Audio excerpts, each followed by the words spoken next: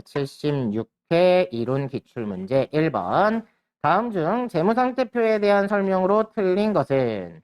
자, 1번 재무상태표는 일정 시점 현재 기업의 자산, 부채, 자본에 대한 정보를 제공한다. 맞죠? 다음 2번 자산은 유동자산과 비유동자산으로 구분한다. 맞죠? 자본은 자본금, 자본잉여금, 자본조정, 기타 포괄손익 누계액 및 이익잉여금 또는 결손금으로 구분한다. 맞죠? 4번 자산과 부채는 유동성이 작은 항목부터 배열하는 것을 원칙으로 한다. 큰 항목부터 배열하는 게 원칙이죠. 다음 2번 다음 중 유가증권에 대한 설명으로 틀린 것은? 1번 단기매매증권에 대한 미실현 보유 손익은 단기 손익 항목으로 처리하라고 그랬죠.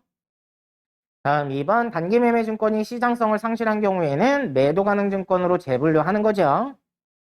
3번 채무증권은 취득 후에 만기보유증권, 단기매매증권, 매도가능증권 중에 하나로 분류하죠. 어떠한 목적으로 샀느냐에 따라서. 4번 지분증권과 만기보유증권으로 분류되지 않은 채무증권은 매도가능증권으로 분류한다. 지분증권과 만기보유증권으로 분류되지 않은 채무증권은 단기매매증권도 있고 매도가능증권일 수도 있겠네요. 이번엔 4번이고요. 다음 3번. 다음 중 사채에 대한 설명으로 틀린 것은?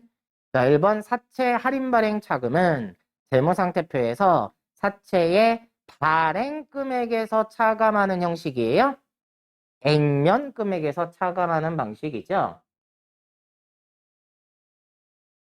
자, 예를 들어서 사채를 내가 10,000원짜리를 발행했는데 9,000원에 발행을 했어요. 그럼 발행 금액이 9,000원이 되는 거잖아요.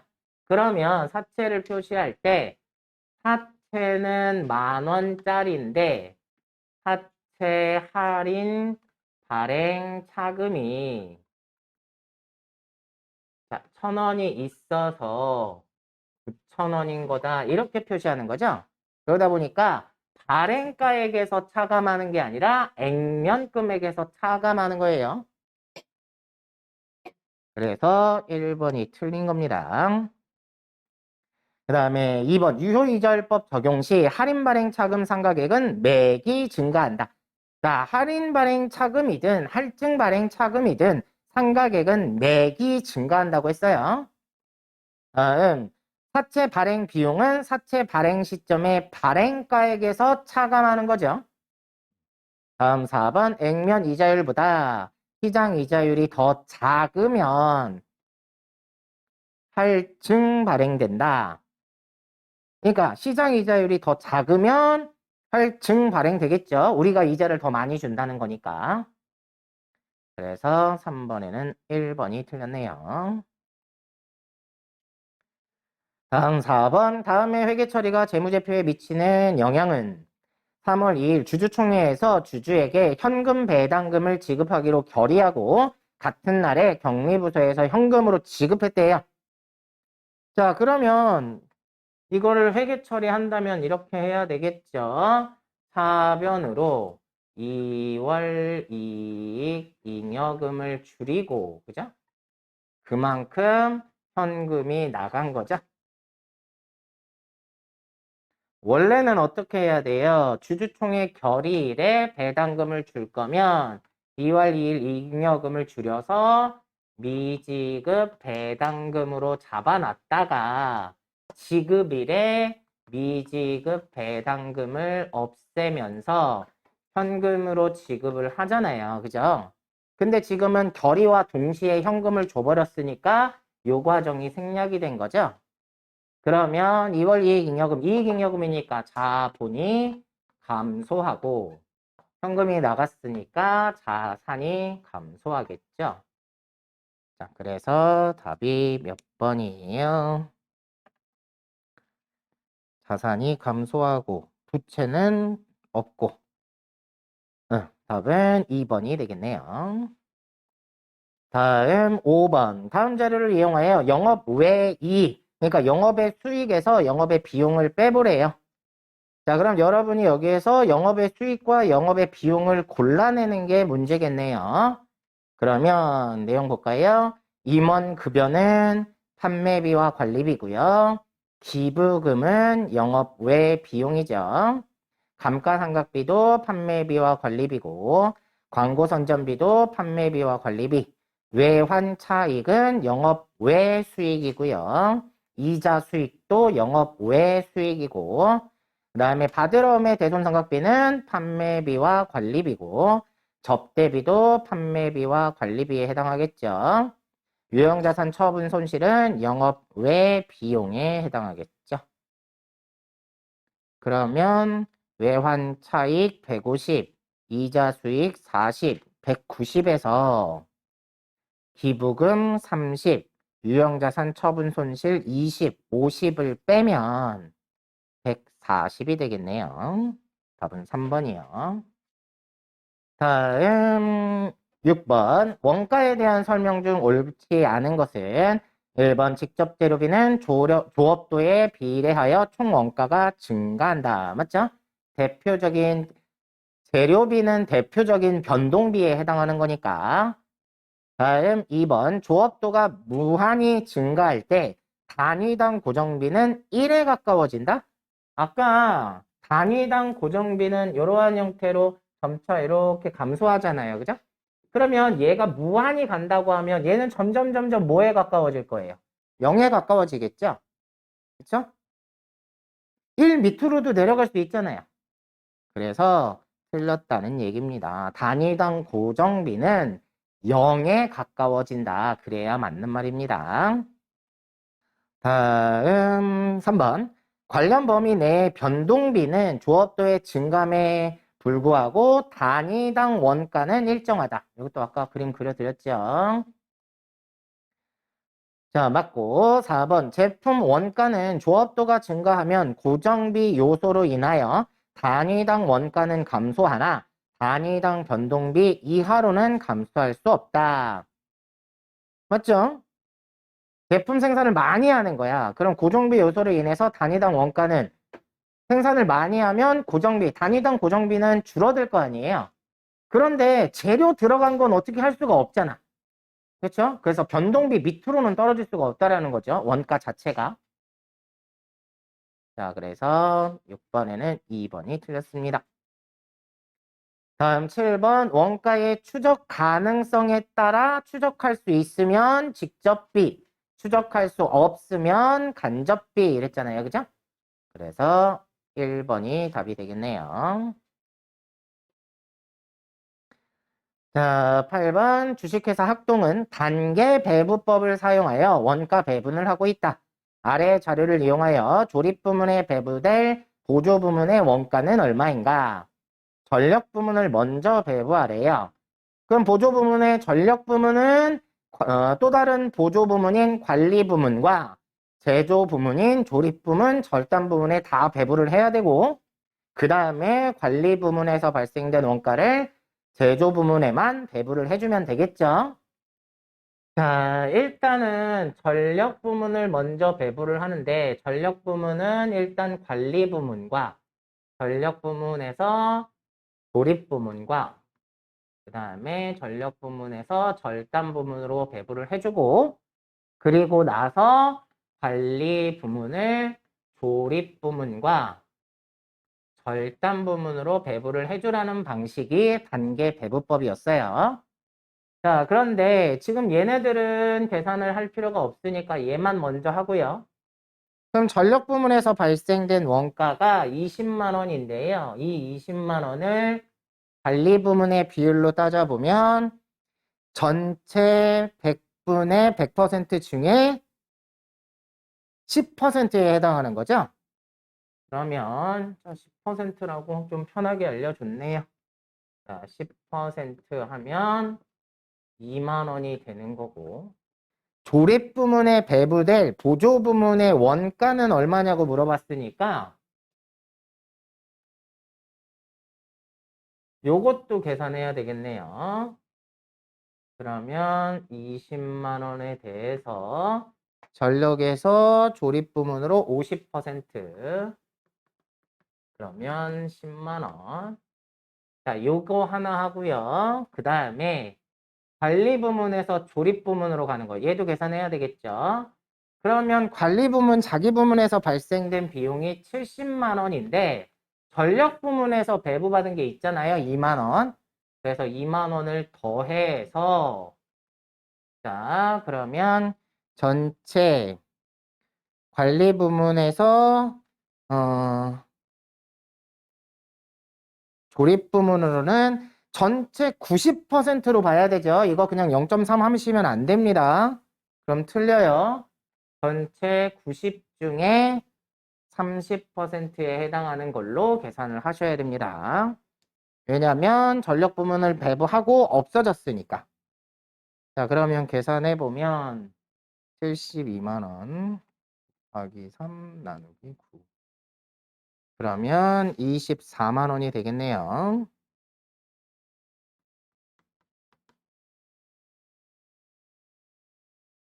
그러면 문제상에서 조립 부문에 배불된 보조 부문의 원가만 구하라고 그랬으니까 보조 부문에서 조립 부문으로 보낸 요거, 그 다음에 관리 보조 부문에서 조립 부문으로 보낸 거 요거 해갖고 34만 원이 답이 되겠네요. 9번 주식회사 강서는 정상 개별원가 계산 제도를 적용하고 있다. 제조간접비 예정 배부율이 직접 노무 시간당 5,000원이고 예상 직접 노무 시간이 220시간, 실제 직접 노무 시간이 200시간이다. 실제 제조간접비 발생액은 120만 원인 경우에 제조간접비 배부 차이는 얼마인가? 다 알려줬죠? 예정 배부율이 5,000원. 작업 시간당. 자, 5,000원 곱하기 실제 작업 시간. 직접 노무 시간이 200시간이래요. 자, 그러면 얼마가 되나요? 100만 원이 되나요? 근데 제조간접비 실제 발생액이 120만 원이니까 20만 원 과소 배부한 거죠? 자, 예정 배부액이 100만 원이니까 20만 원 과소 배부됐다. 답은 3번이 되겠네요. 그러니까 공식을 좀 기억을 하셔야 돼요. 예정 배부액은 예정 배부율 곱하기 실제 작업 시간이다 라는 걸 기억을 하셔야 되겠죠. 다음 10번. 다음은 공손 원가에 대한 설명이다. 틀린 거. 자, 공손은 불량품이라고 그랬죠. 자, 1번 비정상 공손은 비효율적인 작업 조건으로 발생한다. 맞죠? 다음 비정상 공손 원가는 회피 가능한 원인이며 영업 외 비용으로 처리하죠. 좀만 주의를 기울였다면 피할 수 있는 게 비정상 공손이니까 회피 가능한 원인이라고 하는 거고. 다음 3번 정상 공손은 회피 불가능한 원인으로 효율적인 작업 조건에서도 발생하는 거죠.